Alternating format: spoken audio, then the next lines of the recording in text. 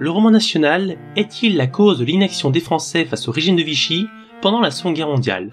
C'est en tout cas la thèse du livre dont je vais vous parler aujourd'hui, Le mythe national de Suzanne Citron. En 2017, ce livre, vieux des années 1980, a connu un nouveau succès de librairie grâce à un court passage à la télévision. Le 23 mars de cette année, pendant une émission politique sur France 2, l'historienne et militante Laurence Decoq a offert ce livre à François Fillon, alors en pleine campagne électorale pour la présidentielle. Elle entendait ainsi éclairer François Fillon et ses potentiels électeurs sur la construction du « roman national » que l'homme politique se proposait, plus ou moins, de réhabiliter dans les programmes scolaires. Mais c'est quoi le roman national? À la frontière de l'histoire, de la mémoire et du mythe, le roman national est, pour reprendre les mots de Nicolas Offenstadt, le récit patriotique, centralisateur, édifié par les historiens du XIXe siècle, tout à la louange de la construction de la nation, une expression popularisée par l'historien Pierre Nora. Sa véracité historique et sa diffusion, à l'école et dans les médias généralistes, font l'objet de nombreuses polémiques. Les enjeux sont scientifiques mais également politiques et mémoriels, d'où qu'ils déchaînent les passions, d'un côté comme de l'autre d'ailleurs. Or, l'attaque la plus sévère contre le roman national vient de ce livre, Le mythe national de Suzanne Citron. Sa thèse est la suivante. L'histoire de France, telle qu'elle a été construite et enseignée aux élèves des 19e et 20e siècles, aurait conduit à l'acceptation, voire à l'adhésion des Français au régime de Vichy pendant la Seconde Guerre mondiale, puis à l'État républicain pendant la guerre d'Algérie, notamment concernant le traitement des populations colonisées et l'usage de la torture. Ensuite, cette histoire de France expliquerait le très long silence de l'État sur ces événements et la reconnaissance mémorielle tardive dans les années 1990 et 2000. Enfin, au XXIe siècle, elle engendrerait ou perpétuerait des inégalités culturelles et sociales dans le pays. Aujourd'hui, je vais vous parler de ce livre, et clairement, il y a beaucoup de choses à dire. Au préalable, quelques mots sur l'auteur. Suzanne Citron est née en 1922 et morte en 2018. Elle est agrégée d'histoire en 1947 et docteure de 3e cycle. Elle occupe le poste de professeur de lycée à Enghien-les-Bains en région parisienne pendant 20 ans, puis de maître de conférence à l'université Paris 13. Elle est l'auteur de nombreux livres et articles de journaux, en particulier dans Le Monde et Libération. Politiquement, elle s'affiche à gauche. Depuis les années 1950, elle est en effet une militante socialiste et anticolonialiste, partageant des idées fédéralistes ou libertaires. Dans le mythe national, elle évoque son parcours personnel pour expliquer ses prises de position. Issue d'une famille française-israélite, j'ai été élevée dans une culture laïque, patriote, qui honorait la France révolutionnaire comme le premier pays à avoir émancipé les Juifs, une France qui, cependant, avait été cassée en deux par l'affaire Dreyfus, toujours évoquée par mon père. Adolescente pendant la Seconde Guerre mondiale, Suzanne Citron a vécu durement la défaite de juin 1940. Elle prend très vite le parti de De Gaulle, à Londres, contre Pétain, à Vichy. Elle s'implique dans la résistance, mais elle est arrêtée et déportée à Drancy en 1944, avant d'être sauvée à la Libération. À ses yeux, l'image de la France républicaine reste pourtant intacte à travers la résistance. Mais cela ne dure pas. Le choc vint de la guerre d'Algérie, qui fut pour moi, après celle d'Indochine, le révélateur du colonialisme français, de ses bagnes, pour le Condor, et de ses indigènes exclus de toute citoyenneté. Le 28 mai 1958, j'ai, avec toute la gauche, manifesté pour la défense de la République. Mais je n'ai cessé, depuis ce jour, de me demander quelle République nous défendions là. Le traumatisme de la guerre d'Algérie a été le point de départ de ma réflexion critique sur l'écriture du récit scolaire. Le mythe national, sous-titré L'histoire de France en question, est son fameux essai historique publié pour la première fois en 1987, réédité et actualisé en 2008, et, dans une moindre mesure, en 2017, avec un nouveau titre, L'histoire de France revisitée. L'édition que j'ai lue, et que je vais commenter, est celle de 2017, mais ayez bien en tête que l'ouvrage et son influence remontent aux années 1980. Dans cette vidéo, je ferai un compte-rendu critique de cet ouvrage. Il aura pour but de répondre à cette simple question: Suzanne Citron a-t-elle raison ou tort? Le roman national est-il vraiment responsable de l'attitude des Français vis-à-vis de leur État au cours de ces pages sombres du XXe siècle? Pour cela, j'exposerai dans une première partie le plan d'ouvrage, en résumant le contenu de chaque chapitre. Puis, dans une deuxième partie, je formulerai mes critiques générales. Et enfin, dans une troisième partie, je conclurai sur les questions de Vichy et de la guerre d'Algérie. Avant de commencer, je précise que je suis idéologiquement conservateur. Inutile que je détaille plus cette étiquette, mais gardez à l'esprit que je ne suis pas un allié idéologique de l'auteur. En outre, pour éviter de me disperser lors de cette vidéo, je ne répondrai pas à son analyse du temps présent. Je laisse ça peut-être pour une autre fois. Enfin, si vous aimez la vidéo, n'oubliez pas de mettre un j'aime, de vous abonner et de donner votre avis, quel qu'il soit, en commentaire. Cela aiderait grandement la chaîne. Sur ce, commençons par exposer le contenu du livre. L'édition de 2017 comprend 366 pages et se divise en 13 chapitres, distribués en 3 parties. Elle est précédée et suivie d'une préface et d'un épilogue. Préface, 30 ans après. Dans un premier temps, Suzanne Citron rappelle ses interrogations de 1987. Qu'est-ce que la France, la nation, l'unité, l'histoire de France? Elle fait ensuite un bilan depuis lors sur l'histoire et sur l'historiographie, c'est-à-dire la manière d'écrire l'histoire, principalement à l'école et dans les médias généralistes. Dans un second temps, elle évoque les enjeux de la France actuelle, que nous connaissons bien, l'immigration, le communautarisme, l'Europe, etc. Puis l'auteur revient sur le mythe national pendant ces dernières décennies, ce que Paul Lyonnais puis Pierre Nora ont appelé le roman national, une expression qu'elle critique d'ailleurs.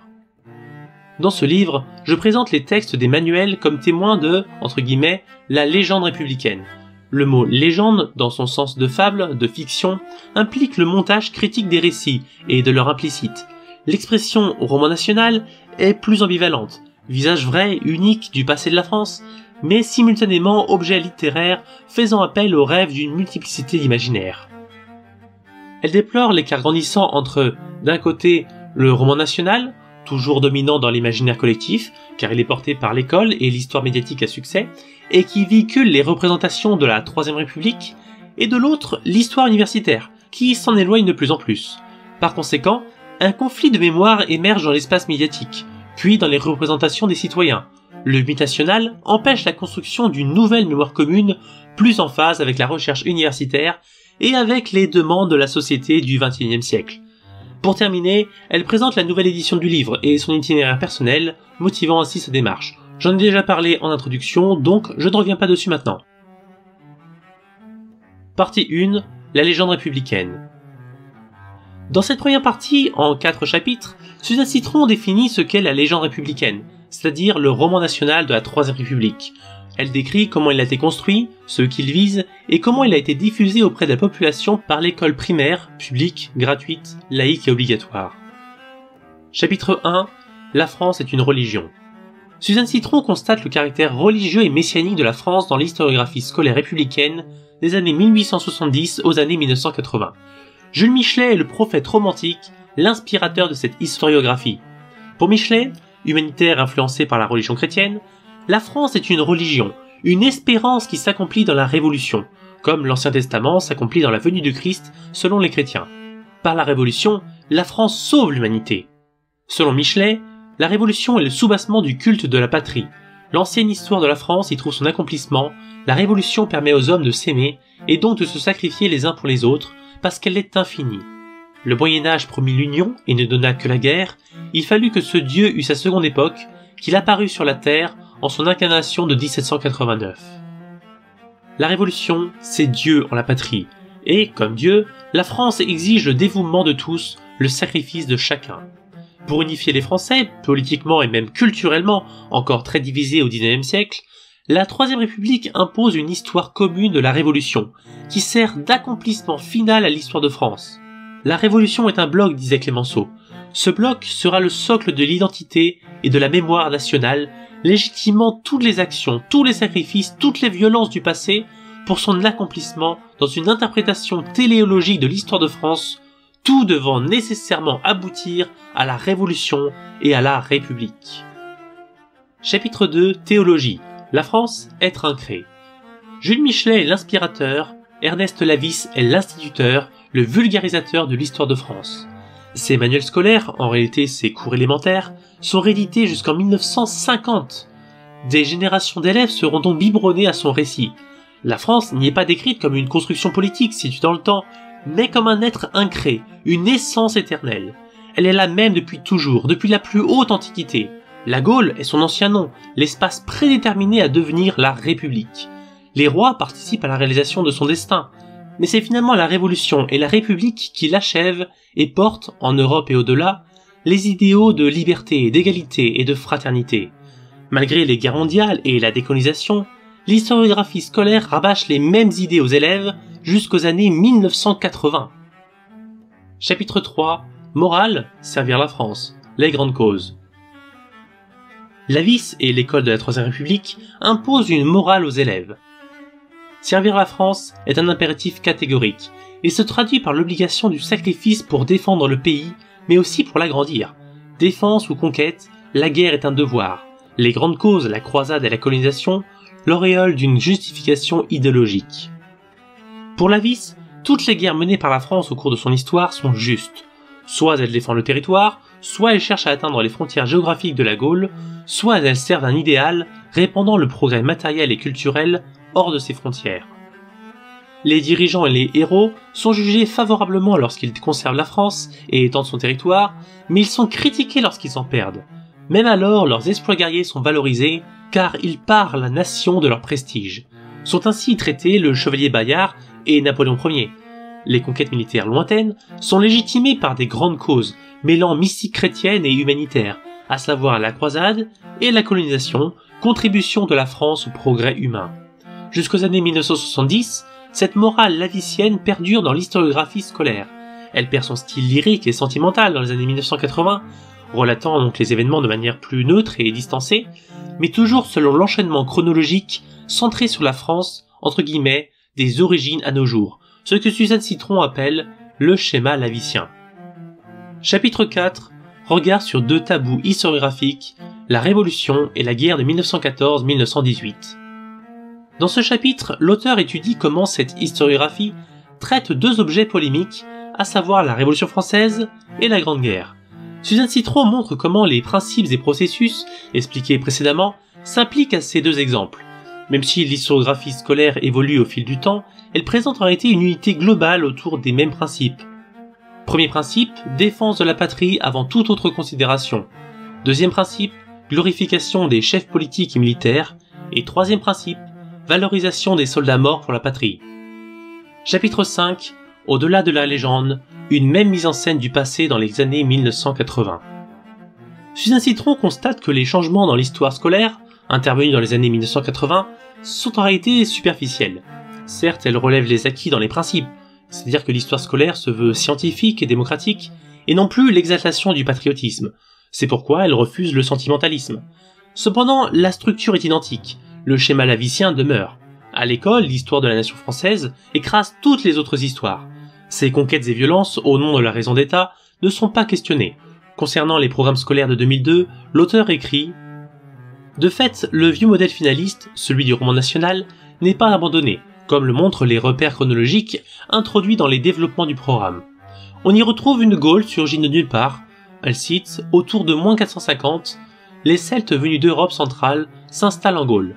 Vercingétorix et Alésia y figurent en caractère gras. Clovis et Charlemagne semblent toujours envisagés comme souverains proto-français précédant la dynastie capétienne qui gouverne notre pays sans interruption jusqu'en 1789. C'est toujours la même illusion d'une continuité linéaire, d'une prédestination qui ne permettent pas de comprendre l'émergence et la construction dans l'espace d'une chrétienté européenne aux frontières floues et mouvantes, d'un royaume de France incorporant progressivement peuples, langues et cultures différentes. Une histoire critique émerge petit à petit, notamment vis-à-vis du XXe siècle, du rôle de la France et des Français lors de la Seconde Guerre mondiale et dans la décolonisation. Mais ces événements restent timides. L'historiographie scolaire est prise dans un paradoxe. D'un côté, elle cherche à défendre une histoire scientifique, critique, et des idées de tolérance et de démocratie, répondant aux demandes de la société civile. De l'autre, elle répète le schéma lavicien, centré sur une France sans commencement, déterminée à devenir l'État-nation fixé par la Troisième République. Le petit Lavis nous a fait percevoir, d'une façon quasi caricaturale, une histoire fabriquée au XIXe siècle, mais que les décideurs et les faiseurs d'opinion continuent, sinon d'intérioriser, du moins d'imposer. Suite de conquêtes licites et de grands hommes qui ont fait la France, c'est le récit d'une France préinscrite dans la Gaule, actrice de l'universel. Or, c'est une histoire totalitaire, une histoire des triomphes du pouvoir, où la voix des vaincus, des annexés, des persécutés, des opposants n'est pas entendue. Mémoire de l'État à l'exclusion des autres mémoires, qu'elles soient régionales, culturelles, sociales, religieuses, colonisées, immigrées, cette histoire occulte ce qui la gêne ou l'ignore, mais ces ignorances sont significatives. Il faudra attendre le centenaire de la Commune, 1971, pour que les insurgés soient reconnus à part entière, face à Adolphe Thiers, le libérateur du territoire, et Louise Michel tiré de l'oubli. Partie 2. Recherche de la France. La deuxième partie retrace, en 4 chapitres, la conceptualisation de la France. Elle relate comment naît la notion de France dans les esprits et comment ce qu'elle recouvre a évolué au fil du temps, sans prendre en compte les idées reçues du XIXe siècle. En parallèle, elle retrace également la diffusion progressive de la langue de Paris auprès des élites régionales du royaume à partir du XIIIe siècle, puis auprès de tous à l'école publique au XIXe siècle. Chapitre 6. La mémoire franque. Suzanne Citron relate d'abord l'histoire de la Gaule antique, ce territoire défini géographiquement et arbitrairement par les Romains, puis ses conquêtes et son morcellement par des ethnies d'origines diverses, constituant les royaumes romano-barbares au 5e et 6e siècle. L'auteur décrit ensuite les développements politiques du Regnum Francorum, le royaume des Francs, et de la mémoire qui est associée, sous les rois mérovingiens puis carolingiens, en particulier le mythe de l'origine troyenne des Francs. Elle explique les distinctions entre le Regnum Francorum et les différentes Francies, au pluriel, et la sacralisation progressive du pouvoir royal, d'abord par le baptême de Clovis, puis le sacre, permettant de légitimer l'usurpation des Carolingiens. En parallèle, elle relate le rôle des historiographes dans la construction de la mémoire franque, de Grégoire de Tours au VIe siècle aux grandes chroniques de France au XIIIe siècle. Chapitre 13. La religion royale, la douce France. Du XIe au XVe siècle, la France est de plus en plus conçue comme le royaume chrétien par excellence, une subdivision de l'Église suivant les mêmes critères théologiques. Tout comme les chrétiens sont un dans le corps du Christ, les Français sont un dans le corps du roi. Cette construction se fait par l'accumulation de symboles chrétiens, comme le sacre et les saints patrons, d'épisodes historiques, tels la guerre de Cent Ans, et de personnages, tels Jeanne d'Arc. À partir de la chanson de Roland, la douce France est de plus en plus décrite comme une personne porteuse de vertus, certes changeantes, mais assez cohérente dans le temps. Chapitre 8. La nation. Entre le XVIe et le XVIIIe siècle se construit l'idée de la nation française distincte du roi. La redécouverte de la Gaule par les humanistes, dans les sources antiques, agite un long débat sur les origines des Français et leur définition. La polémique enfle entre tenants de l'origine troyenne, puis germanique, et tenants de l'origine gauloise. Elle s'inscrit dans les luttes politiques et sociales entre la noblesse et la bourgeoisie. Puis, pendant la Révolution française, la nation-État est constituée autour de 3 concepts forts. Le premier, inspiré par les Lumières, est cosmopolite et messianique. L'idée de patrie est associée à celle de bien, de dévouement au bien du peuple. Parallèlement, les sentiments de fraternité et de sensiblerie se répandent dans la société aristocratique et bourgeoise. Les Lumières françaises reprennent à leur compte, contre l'Église, les valeurs évangéliques, non sans paternalisme. L'usage du mot patrie se propage, inséparable de l'amour qu'on lui porte. Cette vision messianique de la patrie sous-tend le courant le plus utopique de la Révolution, celui qui assigne à la France révolutionnaire une mission de salut non seulement du peuple français, mais de la totalité du genre humain. Le second concept est la nation territoriale définie par les frontières naturelles de la France. Enfin, le troisième concept, hérité de la monarchie absolue, sacralise son unité, son indivisibilité, et donc approuve la centralisation et l'exclusion, tout en justifiant d'un autre côté son impérialisme par les 2 concepts précédents. Robespierre, au cours du débat sur la Constitution de 1693, juxtapose dans ses propositions l'inspiration universaliste, héritée du mouvement patriotique, et le manichéisme cautionné par la guerre et la contre-révolution. Fraternité entre tous les peuples et toutes les nations, horreur absolue des rois. Mais surtout, la nation identifiée à l'universel, la nation genre humain, retrouve du fait de la guerre un ennemi extérieur et se redéfinit face à lui. Les révolutionnaires retrouvent la méfiance de l'étranger. Chapitre 9. L'historiographie du XIXe siècle en question. Le XIXe siècle insiste sur la continuité de la France, affirmée depuis ses origines jusqu'à nos jours, malgré les luttes politiques internes, passées et présentes. Tous les régimes, en particulier la Troisième République, font de l'unité nationale un enjeu central. Ainsi, les historiens cherchent à faire une synthèse, une longue histoire de la nation française, incluant l'histoire de la Gaule antique, de la monarchie et des différents régimes depuis 1789. C'est le fameux mythe ou roman national. Bien qu'une définition raciale des Français soit proposée, par exemple par l'historien Amédée Thierry, elle est rejetée par Michelet et est donc absente du récit lavicien qui l'inspire. Suzanne Citron retrace ensuite l'historiographie de manière classique en décrivant les discours sur la France de l'école méthodique, puis de l'école des annales, malgré quelques cas particuliers, à savoir Charles Seignebos et Fernand Braudel, elle conserve globalement l'historiographie lavicienne sur la France. Les années 1980-1990 voient le mythe national bousculé par les débats historiques autour du bicentenaire de la Révolution française, entre critiques de la terreur autour de François Furet et ses défenseurs autour de Michel Vauvel, puis par la publication des Lieux de mémoire par Pierre Nora, une œuvre gigantesque entre la critique et l'hommage à l'historiographie traditionnelle. Pour Lucette Valency, à partir d'un projet de déconstruire l'histoire nationale, ses représentations et sa mythologie, les Lieux de mémoire qui se voulaient au départ l'anti-lavis finissent en monument néo-lavicien à la gloire de l'identité française. Mais tandis qu'à travers ces publications, l'attention du grand public se porte sur l'histoire de France et ses polémiques, la recherche historique avance de son côté. Afin de mieux retracer la genèse de l'entité géopolitique appelée France, les historiens du Moyen-Âge révisent l'historiographie de la Troisième République et abandonnent l'idée de la France incrée. Ainsi, les années 1980-1990 marquent une césure entre quelques historiens et les autres, restés attachés de fait, comme le grand public, à l'idée de la France unitaire et prédéterminée. Partie 3. Identification des Français. Enfin, dans la troisième partie, Suzanne Citron cherche, en 4 chapitres, à définir l'identité réelle des Français. En fait, après sa déconstruction de l'histoire de France lavicienne, elle propose une construction nouvelle, plus en phase avec des objectifs démocratiques et universalistes. Chapitre 10. Repenser l'histoire de France. Suzanne Citron propose d'abord de repenser notre approche de l'histoire, et notamment de l'histoire scolaire. L'histoire ne doit pas être la célébration du passé commun, mais un outil de réflexion sur le passé en général et sur les possibilités d'action des hommes dans une société démocratique et ouverte sur le monde.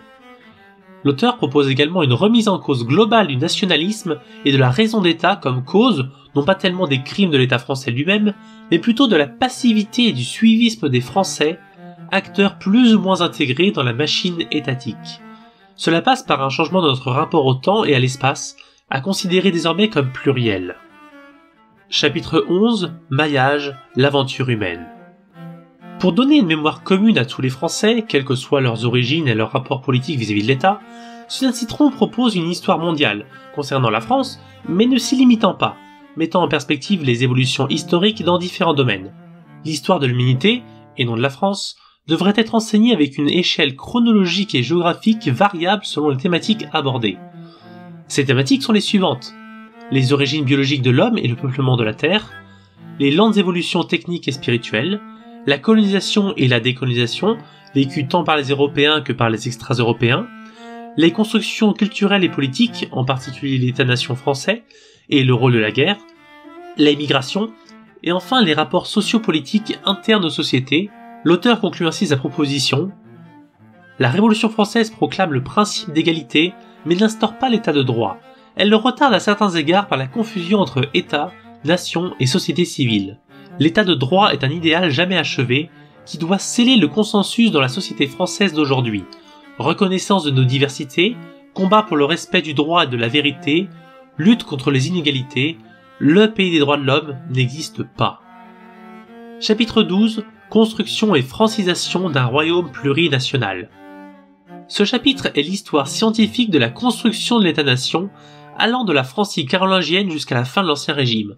Dans ce récit, l'auteur met l'accent sur la conquête, l'écrasement et la répression des groupes ou cultures minoritaires par l'État royal, à savoir les cultures dites régionales, les hérétiques, les juifs, les protestants et les révoltés fiscaux. Les différentes répressions, qui parfois se cumulent, s'inscrivent dans la lutte des classes. En effet, bien que l'expression marxiste ne soit jamais directement utilisée, Suzanne Citron dresse le tableau d'un affrontement entre les élites, féodales ou urbaines, francisées et intégrées à l'appareil d'État, servant ainsi leurs intérêts particuliers face à un bas peuple majoritairement rural, non francophone, et pressurisé par l'État et les élites. Chapitre 13. La nationalisation des Français. Le dernier chapitre décrit l'assimilation forcée de chaque Français en une nation une et indivisible lors de la Révolution française, et l'histoire de cette nation jusqu'à nos jours. Depuis au moins 1792, les différents régimes imposent une culture et une mémoire commune, à savoir celle de l'État-nation, appelant au sacrifice de ses membres pour sa défense et son expansion. Cette conception domine la Troisième République. Cette dernière poursuit et approfondit la francisation en métropole et dans les colonies.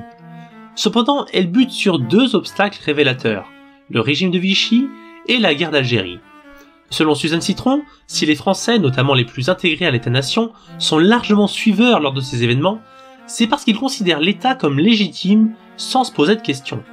Ensuite, au nom du secret d'État, le silence mémoriel est imposé par le haut sur tous les sujets sensibles, sur tout ce qui pourrait le fragiliser. Puisque l'État revendique la nation comme souveraineté absolue, comme source de toute sa légitimité, alors l'État est la nation. L'État ne peut être coupable d'aucun crime. Par conséquent, tous les crimes de l'État sont tout simplement effacés des mémoires. Cependant, le silence ne dure qu'un temps. Par contre-coup, l'État subit les mémoires refoulées et passionnelles qu'il attaque parfois dans une approche manichéenne, telles les mémoires juives, de l'esclavage et de la colonisation. Le refoulement de la vérité engendre des effets pervers dès lors qu'une occasion ou un prétexte provoque la résurgence de faits occultés. Le nouveau contexte, dans lequel le passé remonte à la surface, se superpose à l'ancien et les passions du présent bloquent l'appréciation de faits indiscutables du passé. Épilogue, autre histoire, autre regard. L'épilogue est moins une conclusion générale qu'un réquisitoire moral et politique. Suzanne Citron commence en portant des accusations multiples sur l'État français actuel et sur ses, je cite, indignités. Elle porte notamment un discours très gauchisant sur l'échec de l'école républicaine, sur son manque de bienveillance et sur la méritocratie illusoire. Pour surmonter ces échecs, la France doit donc, je cite l'auteur, se réinventer dans une Europe à refonder. Elle doit changer son modèle national et construire un nouvel imaginaire historique, démocratique, social, laïque et universaliste. L'auteur conclut ainsi l'ouvrage, relié au socle de la commune histoire humaine et de l'exploration de la France comme objet historique, riche de sa multiplicité. Ce nouveau rapport au passé, mélodique et polyphonique, ouvrirait sur un présent nouveau. Sur ce, s'achève mon résumé du livre. Je crois avoir retranscrit les grandes lignes sans dénaturer les propos de l'auteur, et m'être montré intellectuellement loyal envers elle et le courant d'opinion qu'elle représente. Désormais, je peux critiquer en toute bonne conscience. Évidemment, je ne vais pas critiquer tous les chapitres, un par un, non, j'ai plutôt procédé par ordre croissant de généralité, de problèmes particuliers vers des problèmes généraux. Vous aurez ainsi des exemples précis pour mieux comprendre mes critiques globales. Commençons donc par un cas particulier, à savoir le traitement des rapports historiques entre la France et la Bretagne. Dans le chapitre 12 sur la construction historique de l'État français, Suzanne Citron relate en quelques paragraphes les relations entre la Bretagne et le pouvoir royal franc, puis français. Jamais conquise par Clovis, indépendante sous les Carolingiens, qui créent sur son flanc est une marge de Bretagne, la Bretagne lutte contre les tentatives d'ingérence franque entre la fin du 8e siècle et le début du 9e siècle. Un État breton unitaire se constitue tandis que l'espace carolingien se morcelle en principauté. Un chef de guerre nommé Noé est vainqueur des Francs occidentaux. Son fils, Érispoé, triomphe de Charles le Chauve en 851 et se fait reconnaître comme roi. Ce que Suzanne Citron écrit ici est vrai. Le problème vient de ce qu'elle n'écrit pas. En effet, elle omet la tutelle mérovingienne sur les cités de Rennes et de Nantes, en Bretagne actuelle, puis elle n'explique pas que la marche de Bretagne, établie par Pépin le Bref, comprend donc les cités de Rennes, de Nantes et de Vannes, c'est-à-dire toujours dans la Bretagne actuelle. Elle n'écrit pas non plus que Nominoé est fait comte de Vannes, gouvernant Bretagne, et envoyé de l'empereur par Louis le Pieux, fils de Charlemagne. Puis Nominoé conquiert la marche de Bretagne en 845, et est alors nommé duc par Charles le Chauve, donc portant un titre franc. Alors certes, elle écrit qu'Aispoé se fait reconnaître comme roi, mais pas que son royaume est formellement subordonné à celui de Francie occidentale. Aucune mention, bien sûr, du fait que la période du royaume est en vérité une phase de franquisation très importante de la Bretagne, puisque les rois et les monastères chrétiens y adoptent la culture carolingienne. En effet, dès 818, l'empereur Louis le Pieux, lors d'une expédition dans l'ouest, impose à l'abbaye de Landévennec la règle de Saint-Benoît, qui est commune à l'Empire franc. Autrement dit, si je résume, Suzanne Citron omet totalement que le pouvoir royal breton trouve ses origines et son expression dans une délégation et une subordination formelle de la part du pouvoir royal franc. Les paragraphes suivants continuent sur le même discours, présentant une Bretagne indépendante, ayant sa propre culture, progressivement dominée et envahie par l'État royal français. Elle cède à cause des luttes dynastiques, de la force et de la ruse du pouvoir capétien, forcément impérialiste, et surtout de l'attraction entre guillemets française sur les élites. Toute francisation n'est jamais un choix proprement breton, mais une victoire ou une trahison en faveur de la France. Si, en tant qu'historien, on peut prendre parti dans les luttes du passé, il ne faut pas non plus mentir sur la réalité historique. Ici, Suzanne Citron pratique le mensonge par omission, peut-être involontairement, car j'ignore ses connaissances réelles sur l'histoire de la Bretagne médiévale. De fait, elle minimise largement l'intégration de la Bretagne dans le monde politique et culturel franc-occidental depuis le IXe siècle. Ainsi, Suzanne Citron fustige l'idée d'une France éternelle, mais ses écrits présentent une Bretagne éternelle. Gardons cela à l'esprit pour plus tard. Le deuxième problème à soulever est son angle mort sur la mémoire nationale non républicaine au XIXe-XXe siècle. Suzanne Citron relate longuement l'élaboration et la diffusion du mythe national par la Troisième République à l'époque contemporaine. Cependant, à partir de l'Empire napoléonien, elle ne prend plus du tout en compte les historiens monarchistes puis nationalistes anti-républicains. Ils sont tellement absents qu'on ne saurait même pas dire si leurs opinions divergent de celles des partisans de la République ou si elles les rejoignent. Une seule phrase située dans la préface leur est consacrée indirectement. Face au discours identitaire d'extrême droite, revendiquant, dans la ligne de Drummond, Barrès, Maurras, une homogénéité culturelle et ethnique pour la France, les positionnements entre guillemets républicains sont trop souvent imprécis ou contradictoires et le rapport à la nation mal défini.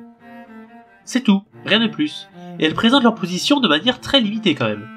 En fait, pendant tout l'ouvrage, surtout dans la troisième partie, Suzanne Citron se place en défenseur de la société civile contre l'État central et sa mémoire totalitaire, mais elle n'écrit jamais sur les historiens hors des écoles entre guillemets officielles dominant l'université. Jacques Bainville et son best-seller L'Histoire de France, 300 000 exemplaires vendus chez Fayard quand même, ne sont pas mentionnés une seule fois dans tout l'ouvrage. Les opinions monarchistes et nationalistes de l'historien d'Action française ne lui ont sans doute pas permis de figurer dans l'essai. Sur l'école libre, c'est-à-dire l'école privée, elle écrit seulement quelques mots en note de bas de page à propos de l'historiographie de la Révolution française. On ne saurait oublier que, face aux manuels républicains, ceux de l'autre école ont entretenu, jusque vers les années 1940, la contre-légende d'une révolution satanique éclatant dans le ciel limpide d'une royauté au-dessus de tout soupçon. De manière générale, l'école libre et les droites au sens large ont très peu voix au chapitre dans ce livre, sinon en filigrane comme des conservateurs ignorants, pantins de la mémoire nationaliste et conservatrice, monarchiste puis républicaine, qui ne font que prolonger, avec un train de retard sur la gauche. Pour l'auteur, la seule société civile légitime est celle de gauche.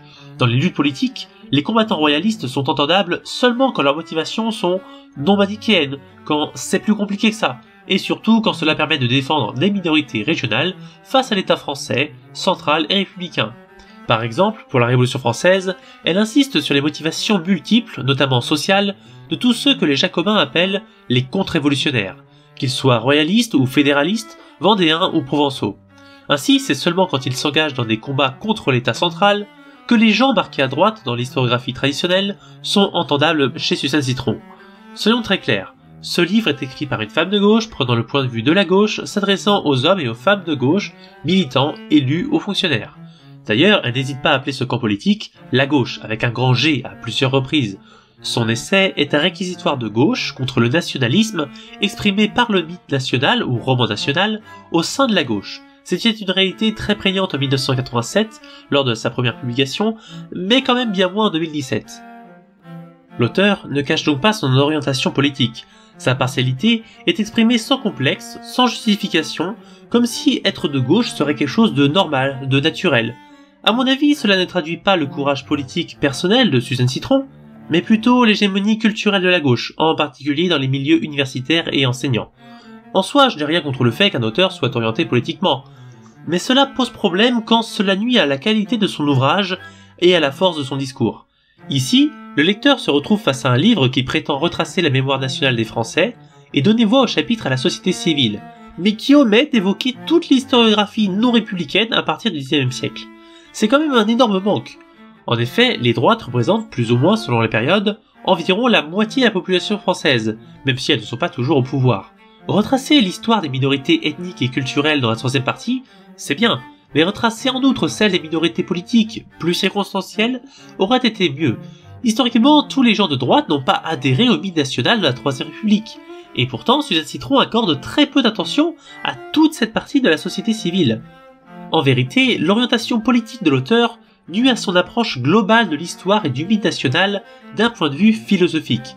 J'ai déjà un peu préparé le terrain avec les exemples précédents, mais il est temps de mettre les pieds dans le plat. Quelle critique globale exprimer envers ce livre? Quel est son premier problème majeur à mes yeux? Eh bien, c'est son ontologie. c'est-à-dire sa conception philosophique des choses au sens large. Dans son essai, Suzanne Citron aborde les choses avec 2 poids, 2 mesures.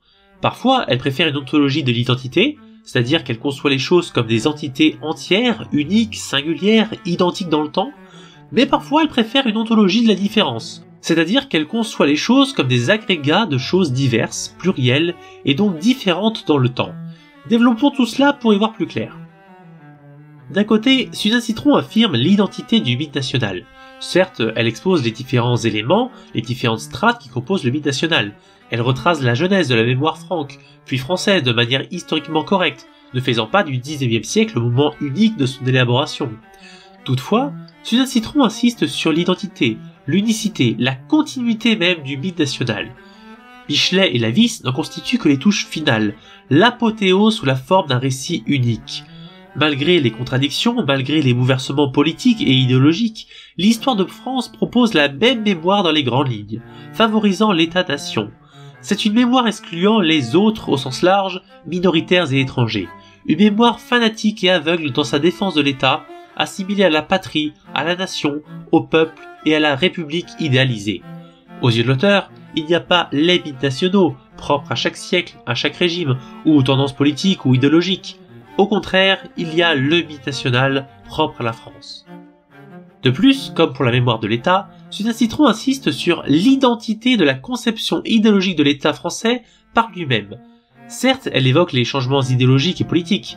Par exemple, dans les 2e et 3e parties, elle montre bien les différences entre les conceptions médiévales et modernes de la France, à savoir entre la douce France de la religion royale et la nation-État de la modernité politique. Cependant, elle insiste plutôt sur les continuités de l'idéologie nationale. Les ruptures dynastiques et institutionnelles ne sont pas oubliées, mais elles sont considérées comme des étapes de la construction historique qu'est l'État-nation français. Ainsi, pour résumer, Suzanne Citron aborde l'État-nation avec une ontologie de l'identité. Mais, dans le même temps, d'un autre côté, Suzanne Citron insiste sur la diversité de la France, entre guillemets, une France plurinationale ou multiculturelle. L'auteur insiste sur les différences entre le noyau franc et les périphéries du royaume, entre Paris et les régions, mais également entre les populations, selon leurs origines et leur classe sociale. À ses yeux, la nation française est un groupement historique par l'État central de multiples groupes humains différents, c'est-à-dire de minorités. Leur union n'est pas essentielle, mais accidentelle. L'auteur aborde donc la nation française, contrairement à l'État-nation, avec une ontologie de la différence, et non plus de l'identité. Ensuite, concernant les minorités elles-mêmes, Suzanne Citron privilégie une ontologie plus ambiguë. Parfois, elle met l'accent sur les différences, à savoir sur les clivages entre classes sociales, entre ville et campagne, et sur les spécificités des localités et des parcours individuels. Par exemple, elle traite ainsi les Provençaux pendant la Révolution, et les Juifs pendant la longue histoire de France. Parfois, à l'inverse, elle met en valeur l'unité dans le temps de ces groupes, et surtout la permanence de leur culture, de leur mémoire. Elle procède ainsi pour les cultures occitanes, corses et bretonnes, comme je l'ai longuement exposé précédemment. Par ailleurs, son regard sur les permanences culturelles et politiques est partial. Elles sont condamnées lorsqu'elles sont imposées de l'extérieur des minorités, c'est-à-dire par l'État-nation, et ensuite acceptées et relayées par ces mêmes minorités. Ainsi, Suzanne Citron condamne l'évangélisation tardive des Bretons au XVIIe siècle par les missions catholiques travaillant pour Louis XIV et le conformisme breton qui en résulte. En plein XVIIe siècle, la Bretagne est évangélisée. Cette nation millénaire, écrit Morvan Lebec, fondée par les moines constructeurs et fiers de ses illustres saints, se retrouve aux terres de mission, catéchisée comme une Guinée. Un jésuite, le père Maudoir, célèbre les décrets de Versailles et justifie le supplice des bonnets rouges jusqu'à exaspérer ses ouailles. Une religion de soumission au pouvoir où culte du roi et culte de Dieu se confondent, importée de l'extérieur, vient corroder l'âme bretonne dans un pays encore tout imprégné de spiritualité celtique. Et la Bretagne en sort marquée pour 3 siècles de conformisme. De même, Suzanne Citron condamne la diffusion de la culture française dans le Sud, puis elle critique les Occitans, soutenant le roi de Bourges, c'est-à-dire le dauphin Charles VII, pendant la guerre de 100 ans. Ici, elle accuse surtout les élites régionales, tandis que la population, elle, n'aspire qu'à la paix. En fait, parmi les minorités, elle valorise au contraire les résistants, à savoir les révoltés fiscaux et ou protestants des XVIe et XVIIIe siècles, notamment les Camisards des Cévennes, et les contestataires régionaux ou locaux des XIXe et XXe siècles, fédéralistes, républicains, socialistes et anticolonialistes. La rébellion serait ainsi la nature profonde, l'identité commune en négatif des cultures minoritaires illégitimement étouffées par l'État français. En se révoltant, les rebelles renoueraient avec leur identité véritable contre la fausse identité imposée par l'État, une identité artificielle et totalitaire. Pour résumer, l'ontologie de Suzanne Citron est donc variable selon les objets. D'abord, elle insiste sur l'identité du mythe national et de l'État-nation, tandis qu'elle souligne les différences au sein de la nation française dans son ensemble. Puis, elle privilégie l'identité ou la différence au cas par cas parmi les minorités. Enfin, elle fait émerger une identité commune à toutes les minorités, c'est-à-dire la rébellion face à un État central oppressif, corrodant leurs identités par son discours idéologique en général et par le mythe national en particulier. C'est pourquoi j'affirme que la vision ontologique de Suzanne Citron a deux poids, deux mesures. À cause de cela, elle dresse un tableau simpliste de la réalité. D'un côté, l'État central et son mythe national visant à oppresser les mémoires et les cultures minoritaires afin de dominer les esprits de tous les « nationaux ». De l'autre, les minorités ayant chacune leur mémoire et leur culture propre, qui ne s'expriment réellement que dans la rébellion vis-à-vis de l'État central. En réalité, selon l'auteur, l'État central n'est que l'artifice d'une minorité parmi d'autres, celle des francs ethniques, des rois et des élites, c'est-à-dire des dominants. En démocratie, il n'y a aucune raison légitime pour laquelle cette minorité imposerait sa mémoire, à savoir le mythe national, aux autres minorités constitutives de la nation. Suzanne Citron accepte qu'on laisse des personnes étudier à leur guise l'histoire de France, mais elle milite pour qu'elle ne soit plus enseignée obligatoirement dans toutes les écoles, pour qu'elle ne reçoive plus de privilèges institutionnels comme c'est encore le cas aujourd'hui. Ainsi, elle propose comme enseignement un cadrage à grand maillage de l'histoire de l'humanité constituerait le socle commun, la toile de fond d'un passé proposé à tous et à chacun, à différents niveaux de la scolarité. Des mises en ordre partielles, des mémoires diverses, seraient proposées en option. L'histoire patrimoniale des programmes actuels pourrait être l'une des options. Suzanne Citron est-elle consciente de ses biais philosophiques, affectant ses analyses historiques et ses orientations politiques? En la lisant, ce n'est pas l'impression qu'elle donne, et c'est un problème.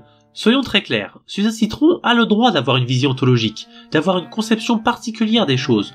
Ce n'est pas parce que je ne la partage pas que je la critique. En revanche, je critique son manque de constance dans l'ontologie privilégiée au fil de son essai. Et surtout, je critique le manque de justification de ses choix philosophiques.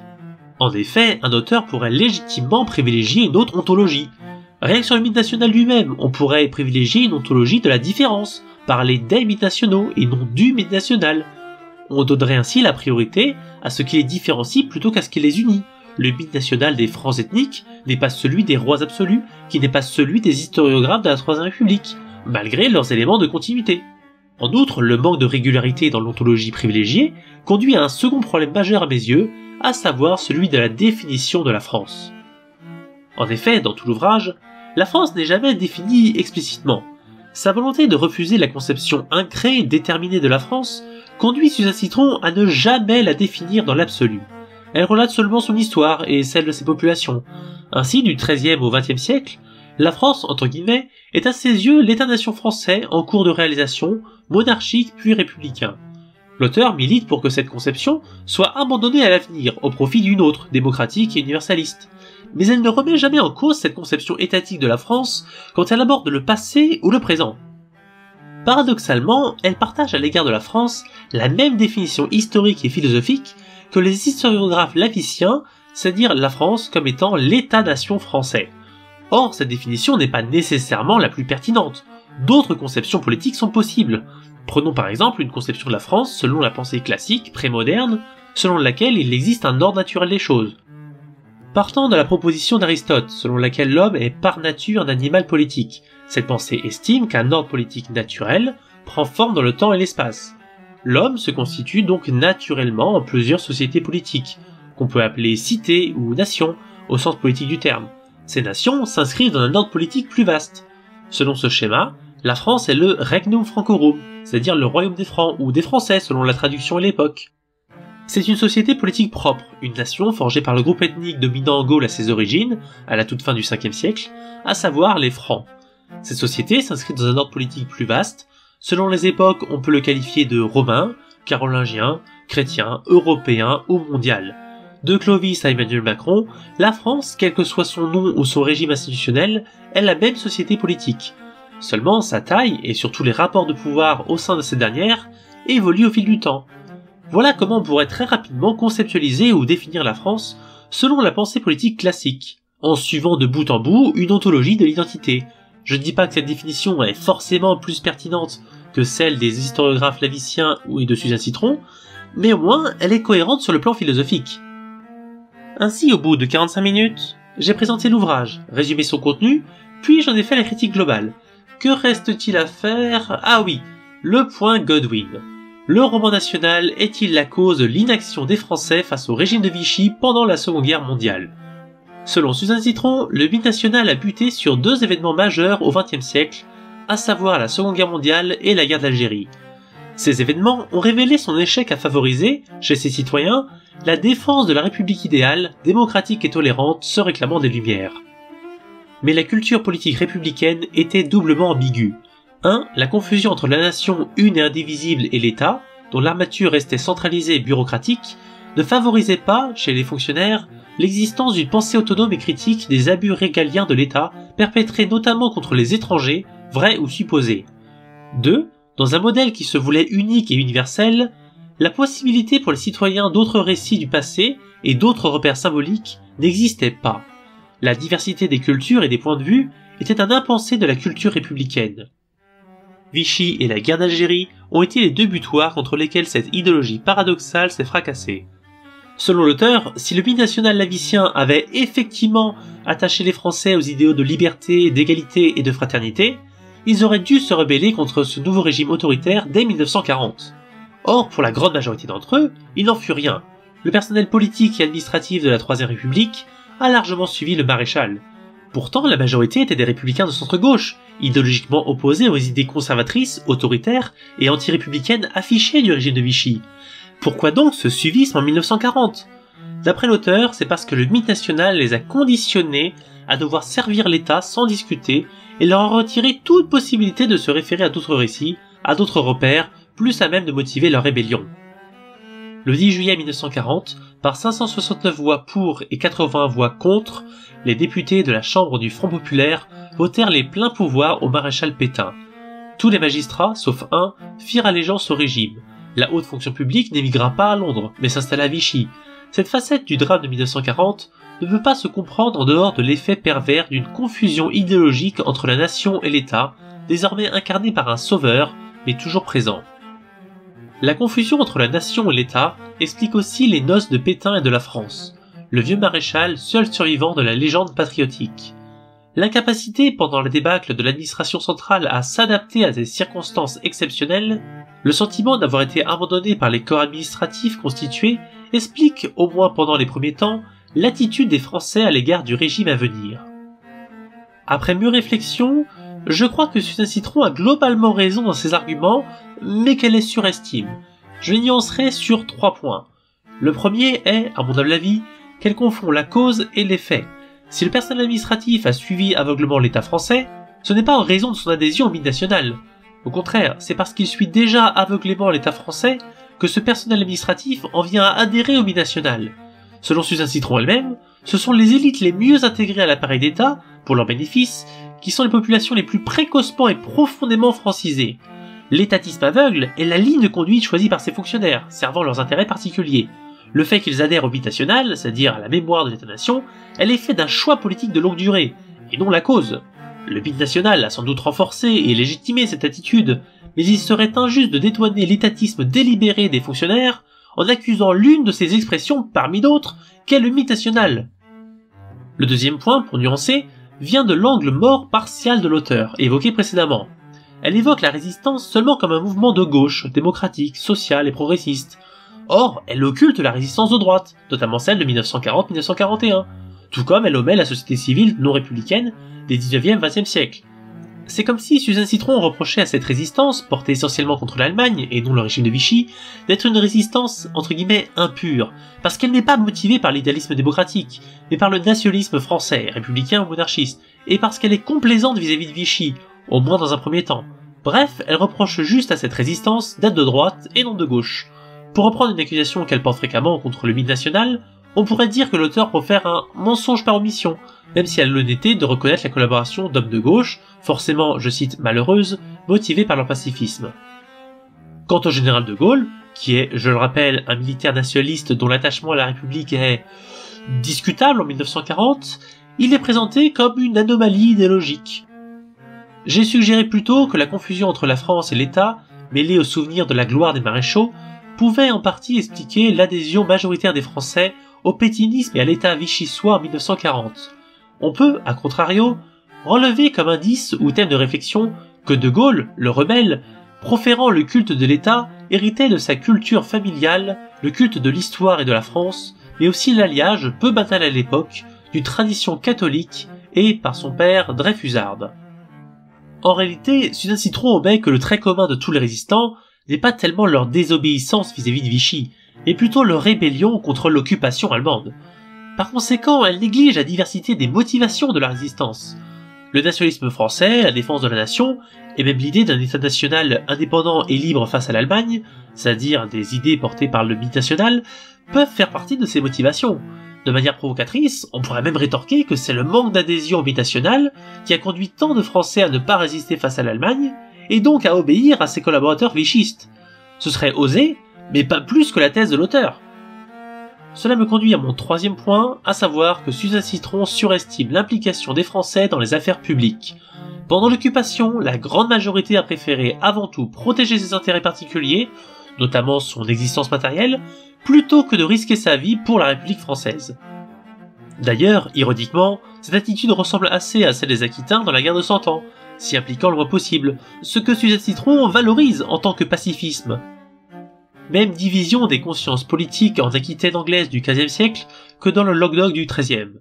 Ceux du Rouergue se placèrent derrière la bannière de Jeanne d'Arc, d'autres rallièrent avec enthousiasme la cause anglaise derrière le prince noir, fils du roi Édouard III, qui ne parlait qu'occitan. Mais les populations prises en sandwich entre Bourguignon et Armagnac aspiraient surtout à la paix. Ainsi, je ne crois pas que le binational soit vraiment la cause principale du pétainisme ou de l'attentisme d'une majorité de Français pendant l'occupation. Certes, il a empêché l'existence d'autres récits et d'autres repères symboliques que les siens, mais il a plutôt légitimé le pétainisme et l'attentisme que ne les a provoqués. À l'inverse, que ce soit par ses idéaux républicains ou nationalistes, le mythe national a sans doute poussé bien des hommes et des femmes à s'engager dans la résistance tel le général de Gaulle. Ensuite, Suzanne Citron utilise les mêmes arguments pour expliquer le comportement des Français sous la République pendant la guerre d'Algérie. À cela, elle ajoute le refus de penser toute autonomisation de l'Algérie par l'État-nation, car cela reviendrait à renier la République française une et indivisible. La loi de 1889 sur la nationalité française aurait dû s'appliquer aux 3 départements d'Algérie, mais un règlement d'administration publique de 1897 en élimina les autochtones. Dans ces 3 départements français, une succession d'occasions manquées, projet Blum-Violette de 1936, statut de 1947, Algérie autonome dans une république française fédérative, suggérée par Ferhat Abbas, enferma la décolonisation dans l'impasse.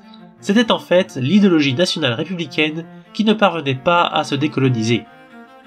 Pour le coup, je la rejoins sur ces arguments, même si je nuancerai encore leur impact réel. Les causes de la guerre d'Algérie sont multiples, tout ne se résume pas à l'État-nation cherchant à préserver sa sacro-sainte unité. Les ressentiments, de part et d'autre, sont déjà bien établis dans les années 1950 pour empêcher toute solution intermédiaire.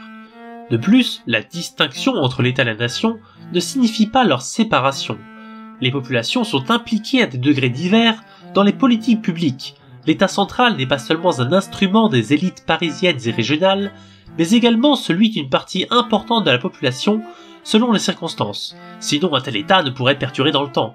Par exemple, c'est le cas d'Algérie française, où les colons et une partie des colonisés instrumentalisent l'État central pour leurs propres intérêts. Bon, cette vidéo étant déjà beaucoup trop longue, je ne développerai pas sur les arguments de Suzanne Citron concernant la mémoire des violences passées, celles de Vichy, de l'Algérie, etc. Mais comme l'auteur, je crois qu'il vaut mieux éviter de garder des squelettes dans le placard, car le contre-coup mémoriel est toujours très dur à encaisser. Parfois, il laisse plus de cicatrices sur le corps social que les événements eux-mêmes. En conclusion, que retirer du mythe national de Suzanne Citron? C'est un livre passionnant à lire, à la fois riche et rigoureux sur le plan historique. L'auteur synthétise efficacement l'histoire de la construction progressive de l'État-nation français et de sa mémoire nationale affiliée, sans négliger pour autant la minorité. Me concernant, la première partie m'a moins captivé, car elle est aujourd'hui assez classique concernant l'historiographie du XIXe siècle. Elle était certainement plus novatrice en 1987. Les 2 autres parties étaient plus intéressantes, car elles réunissent en un seul récit cohérent une histoire que je connaissais seulement via plusieurs récits dispersés. En outre, l'écriture de Suzanne Citron est très agréable à suivre, et quand elle donne ses opinions, elle le fait de manière passionnée, tout en argumentant de manière logique. C'est pourquoi ses opinions ne laissent jamais indifférent. Heureusement, ce n'est pas juste un discours moral qui prêche seulement les convertis. Ainsi que vous soyez d'accord ou non avec elle, vous en tirez forcément des réflexions stimulantes. Si vous avez suivi toute la vidéo, vous avez compris que la thèse générale contre le roman national est bien argumentée. Néanmoins, elle n'est pas totalement convaincante à cause de deux raisons principales. La première, ses ambiguïtés ontologiques, et la seconde, ses multiples angles morts à cause de sa partialité politique et idéologique. Pour conclure, j'aimerais mettre en lumière un paradoxe. Dans cet essai, Suzanne Citron affirme que l'école doit abandonner le schéma lavicien, c'est-à-dire l'histoire de France, entre guillemets, classique, au profit d'une histoire mondiale, plus respectueuse, selon elle, de la démocratie, du respect des minorités et des demandes de la société civile. Cependant, dans tout son ouvrage, elle ne prend jamais en compte une part essentielle de la société civile, à savoir la large minorité, voire peut-être la majorité, des citoyens français qui reconnaissent pour mémoire commune l'histoire de France, le, entre guillemets, roman national, qui accepte sa part de mythe, de fantasme, de sentimentalisme, de chauvinisme même. Pour tous ces gens, elle propose simplement que les professeurs d'école puissent, à leur guise, inclure des exemples tirés de l'histoire de France dans leur récit non linéaire de l'histoire mondiale. Mais sur quelle consultation électorale s'appuie Suzanne Citron et tous ses épigones pour affirmer qu'il serait plus démocratique d'abandonner le roman national? Comment ces auteurs peuvent croire qu'il serait plus démocratique de laisser la décision de raconter, ou non, l'histoire de France, aux professeurs de chaque école, alors que l'instruction est publique, laïque et obligatoire? Cela délaisserait forcément de nombreux élèves de l'apprentissage de cette histoire. Vu le succès populaire de l'histoire de France ou roman national dans les médias, ce que d'ailleurs Suzanne Citron reconnaît, il me semble bien au contraire que la démocratie réelle est plutôt du côté des défenseurs de l'histoire de France que de celui de ses accusateurs. Pas plus que la République, la société civile ne doit être fantasmée. Alors si on se prétend démocrate, il serait peut-être temps de respecter ses choix et non pas de les lui imposer en dépit de sa volonté, soi-disant pour son bien. La société civile vous en serait gré. Merci à tous pour votre écoute, cette vidéo est à présent terminée. Elle était certes très longue, mais son sujet étant assez sérieux et complexe, je voulais prendre le temps de le traiter sans tomber dans différents travers. Je voulais vraiment résumer le contenu du livre sans trop dénaturer les propos de l'auteur, et surtout je voulais éviter de tomber dans les critiques faciles, par exemple les critiques de demi-habiles, qui font les malins sans vraiment essayer de comprendre les implicites de l'auteur et leur propre biais. J'espère donc y être parvenu. À l'avenir, j'aimerais bien faire d'autres vidéos dans ce genre-là, même si je ne veux pas me limiter à des sujets graves ou sérieux, je veux aussi garder un peu de légèreté sur la chaîne. Pour ne pas rater la suite et pour encourager la nouvelle chaîne, je vous suggère encore de vous abonner, et si vous avez aimé la vidéo, laissez un petit j'aime et un commentaire, et partagez-la à tous ceux qui adorent ou qui détestent le roman national. Leur avis ne changera probablement pas, mais ils auront ainsi une meilleure connaissance du sujet. Bref, j'arrête de parler, je vous laisse avec la bibliographie, et je vous dis à bientôt. Salut à tous!